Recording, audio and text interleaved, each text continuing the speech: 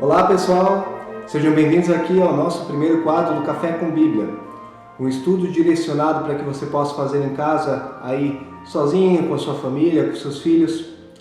Hoje o texto que eu escolhi para que a gente possa estudar junto é o texto do Salmo capítulo 23. Eu acredito que é um texto que tem muito a falar ainda hoje. Salmo 23 é muito conhecido, muito lido. Algumas casas até têm o Salmo aberto no centro de casa. Mas eu quero convidar você para que você possa abrir a sua Bíblia em casa e a gente possa ler juntos esse salmo aqui. A primeira sugestão que eu quero te fazer é que você pause esse vídeo e ore a Deus.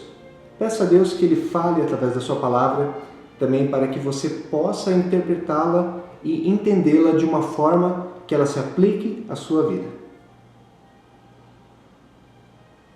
Muito bem. Agora eu quero convidar você para que nós possamos fazer a leitura da palavra. Salmo capítulo 23.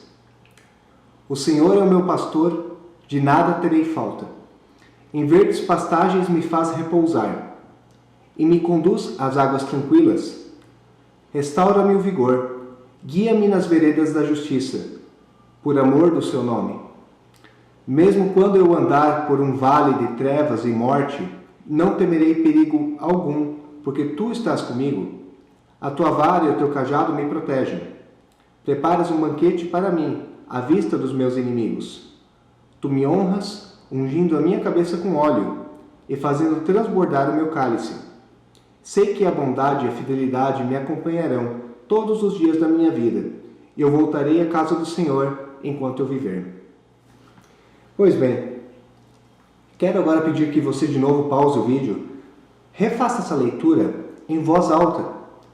Se atente às palavras principais do texto, aos substantivos, aos verbos que estão ali colocados. E tem alguma coisa que te chamou mais atenção? Repete isso em voz alta. Também eu quero sugerir a você que você possa anotar e também compartilhar com outras pessoas as primeiras impressões que você teve do texto. Surgiu alguma pergunta? Você já chegou a alguma conclusão? Anota aí na tua casa o que você concluiu nessa primeira leitura do Salmo 23. Bom, as minhas primeiras impressões do texto me trouxeram algumas questões e também algumas conclusões. A primeira conclusão que eu cheguei é que o pastor desse texto é o próprio Deus. A outra é que o autor ele se coloca na figura de uma ovelha, que é uma figura considerada frágil no Antigo Testamento. E também que esse autor deposita em Deus a sua confiança, mesmo passando por tempos difíceis. As perguntas que vieram para mim foram: quem é o salmista que escreve esse texto? O que significa de nada terei falta? Que significado tem essas figuras? O que é a casa do Senhor? Bom, a Bíblia também tem alguns recursos. A minha, pelo menos, de estudo, tem versículos ao lado que servem para auxiliar na leitura.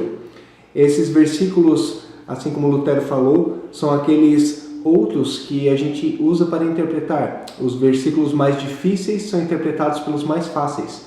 Então é um recurso que eu tenho. A minha Bíblia é uma Bíblia de estudo. Além disso, eu também tenho aqui um comentário bíblico, um manual bíblico. São algumas ferramentas que nós, pastores, usamos. Quem sabe você pode aí na sua casa procurar na internet alguma ferramenta, um comentário bíblico, uma chave bíblica. E depois que você fizer isso, nós então começamos agora a juntar as informações e tentar desvendar as perguntas que nós temos e também se as conclusões que nós tivemos foram realmente certas. Bom, a primeira informação relevante que eu tive aqui do livro de Salmos, eu consegui na introdução que eu tenho na minha Bíblia a respeito do texto. A minha Bíblia apresenta os Salmos como uma coletânea de canções e orações de vários autores. São colocadas nesse livro quase que nem um inário, aquele inário que a gente usa dentro do culto, da igreja. Então os Salmos são muito parecidos com esse inário. E de acordo com a minha Bíblia também, eu vi que os Salmos eles são uma coletânea que era utilizada dentro do culto a Deus, nos templos.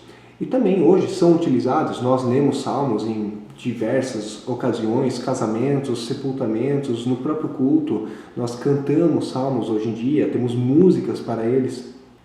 E esse salmo que nós lemos agora, ele é atribuído ao próprio rei Davi.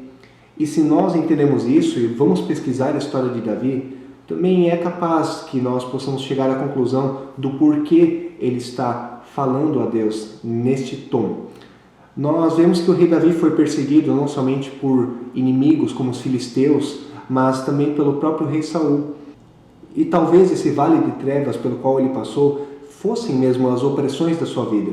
Ele muitas vezes era atormentado com os erros do passado, com seus pecados, com suas falhas. E aqui ele está se colocando nas mãos de alguém que é maior e mais forte do que ele que é o próprio rei de Israel. Uma figura muito importante e que tem uma história muito complexa dentro da Bíblia. E claro, agora estamos lidando também com algumas figuras que talvez não são mais atuais para nós. Pastor e ovelha. Hoje muitas pessoas crescem dentro de uma cidade e nem sequer têm a oportunidade de conviver com essa realidade, a realidade rural, que naquele tempo era algo muito comum a todos eles. Mas a figura do pastor é a figura de alguém que está protegendo e se dedicando exclusivamente ao rebanho.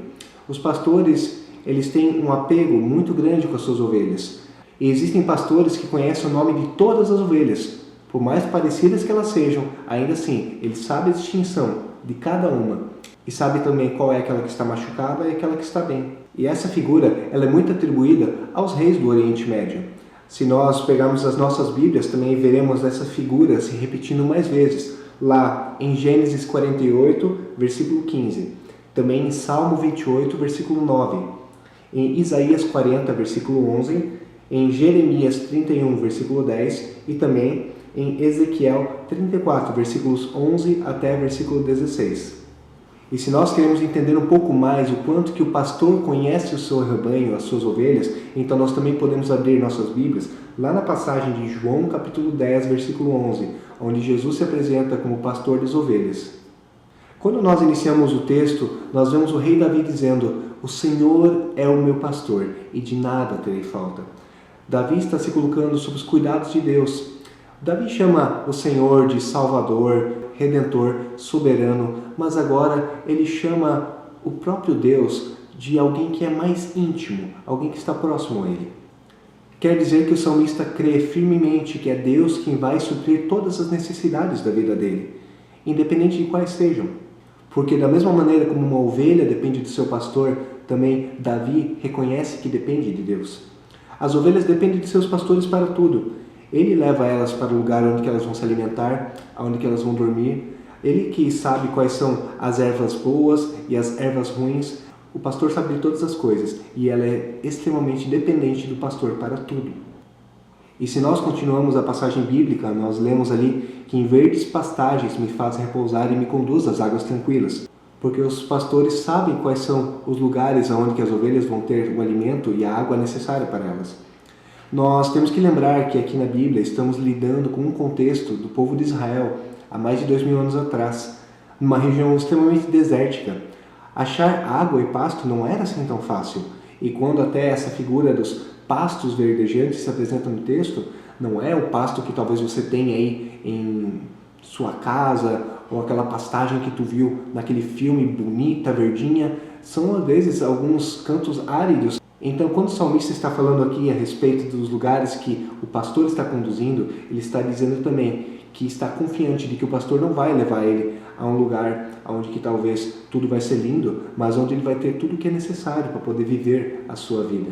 O salmista também diz, no versículo 3, que o vigor dele é restaurado, porque a ovelha ela não necessita ficar correndo atrás do alimento e nem sequer descobrir aonde que ela vai poder se abrigar. Não, é o pastor que cuida dela. Se é ele quem cuida, ele que vai atrás, o trabalho é dele, a ovelha só segue e obedece. Por isso que o salmista diz também que nas veredas da justiça de Deus, ele descobre o que é bom para ele, ele não se cansa. Sabe o que é o certo, sabe o que é errado, sabe o que é o melhor para a sua vida, porque está confiante de que Deus está o orientando no caminho certo. E o pastor faz isso por amor ao seu nome, porque Deus ele é honrado, ele cumpre com as suas alianças, ele é fiel. Ele jamais vai deixar uma ovelha desamparada. jamais vai buscar os seus próprios interesses, mas ele mesmo vai correr atrás daquilo que é necessário para o seu rebanho, para que ele tenha tudo aquilo que precisar. E quando nós vamos lendo o texto um pouco mais adiante, nós vemos que a ovelha realmente segue o pastor por todos os lugares. Mesmo que o lugar para onde que o pastor está indo possa ser o lugar onde que as ameaças estão presentes, se a ovelha está passando pelo vale da sombra da morte e tiver o pastor ao seu lado, mesmo por aquele lugar, ela pode atravessar. Porque a figura que aparece no final do versículo 4, do pastor que tem a vara e o seu cajado, quer dizer que a vara é um instrumento de proteção da ovelha, de disciplina da ovelha, de orientação. O cajado é o lugar onde o pastor se apoia e também esse apoio pode ser favorecido às suas ovelhas. Não importa o tamanho do perigo para a ovelha, importa é que ela esteja ao lado do seu pastor. Os vales eram lugares ideais para que os ladrões se abrigassem, para que os animais selvagens vivessem. Mas ainda assim, um pastor é fiel e vai ficar do lado da ovelha, mesmo que tenha que dar a sua vida para proteger a sua ovelha. Ao final também, nós vemos que a figura de pastor e ovelha agora muda um pouco. Nós vemos a figura de alguém que é um amigo, alguém que está do lado do salmista, preparando um banquete para ele. O banquete no Oriente Médio é um dos momentos mais íntimos que duas ou mais pessoas podem ter. Quando alguém era convidado para um banquete, essa pessoa era servida de todo tipo de alimento. Isso demonstrava o quanto que também o hóspede amava seus convidados.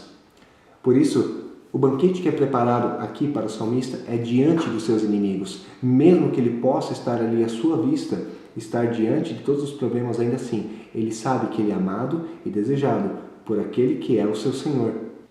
Essa honra que é trazida a ele através do derramamento do óleo era um hábito que eles tinham no Antigo Testamento, porque o óleo ele era derramado sobre a cabeça das pessoas.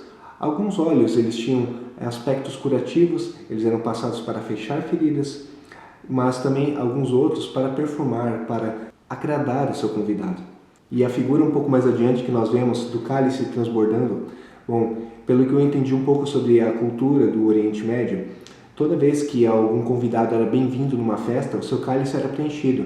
E o cálice sempre se mantinha cheio até quando aquele hóspede desejasse a presença do convidado. Se o cálice aqui está transbordando, quer dizer que aquele convidado é muito desejado pelo seu hóspede. Quer dizer, o salmista é muito amado e desejado pelo próprio Deus. E bondade e fidelidade são duas características presentes dentro de uma família, muito mais do que um convidado. Esse salmista é amigo íntimo daquele que o hospeda na sua casa. E também lembrando que a casa é um lugar de descanso, um lugar de repouso, um lugar para onde também esse salmista deseja voltar toda vez, para a presença e os braços do seu Deus. E agora chegamos ao final do texto e também eu pergunto, que reflexões nós podemos tirar a partir daquilo que estudamos até aqui? Desse estudo mais aprofundado, de descobrir um pouco o significado dos termos e também da cultura do Oriente. Eu quero convidar você agora a pausar de novo o vídeo, para aí, se tu tem alguém para conversar sobre isso, que conclusões, que aplicações você tira para a sua vida a partir da leitura do Salmo 23. Bom, eu mesmo posso dizer uma palavra talvez parecida com a qual Davi estava querendo aqui expressar no texto. Acredito que Deus é sim este que é o pastor, aquele que conduz a nossa vida. Quando a Bíblia fala que ele conduziu Davi através de tentações, tribulações, dificuldades, esteve ao lado dele, esteve o amparando com a sua lei, acredito que da mesma maneira nós podemos confiar na palavra de Deus, confiar na sua vontade, sermos obedientes à sua lei, à sua palavra. E dentro disso nós também teremos resultados maravilhosos e incríveis, como aconteceu com o próprio rei Davi. Acredito que uma leitura que se aplique a isso é aquela que diz: buscai primeiro o reino de Deus, a sua justiça, e o resto será acrescentado. Nós precisamos do nosso lado um bom guia, um orientador, o Espírito Santo de Deus nos conduzindo, nos guiando através da vida, para sabermos quais são as melhores coisas que devemos fazer, por quais caminhos nós devemos prosseguir, e para que possamos ter a certeza de que o Senhor está do nosso lado, não importa o que aconteça. Mesmo que dificuldades venham, que tribulações possam nos cercar, inimigos possam estar à nossa frente, ainda assim, Deus nos convida para estarmos junto com Ele, para estarmos à sua mesa, estarmos na sua presença, porque lá estaremos seguros e somos bem-vindos. Assim também o versículo 6 diz: a bondade e a fidelidade nos acompanharão pelos dias da nossa vida e voltaremos à casa do Senhor enquanto vivermos. Também Deus ele preparou para nós uma casa que não é somente aqui, não é somente neste mundo passageiro, mas ao seu lado Ele tem preparado um lugar para aqueles que creem no Evangelho e aqueles que receberam o dom do Espírito de Deus.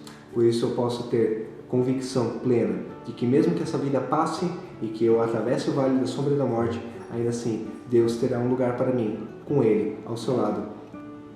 Chegamos aqui ao final do nosso estudo, então espero que você possa ter aproveitado este momento. Na quinta-feira nós vamos ter o quadro Pergunta para o Missy. Então mande suas perguntas aqui nos comentários, no WhatsApp, no Facebook, para que nós possamos na quinta-feira ainda conversar sobre alguns temas, algumas dúvidas a respeito de Bíblia, de temas diversos. E também, se você tem um motivo de oração, no domingo nós vamos estar orando por esse motivo e vamos trazer eles aqui para que nós, como comunidade de Panambi, possamos estar lembrando dos nossos irmãos que estão por aí, passando talvez por dificuldades, por alegrias, mas que possamos viver esse momento juntos como comunidade. No mais, eu desejo a todos uma abençoada semana, que vocês possam estar sob a graça e o cuidado de Deus. Que Deus possa te guardar. Até a próxima.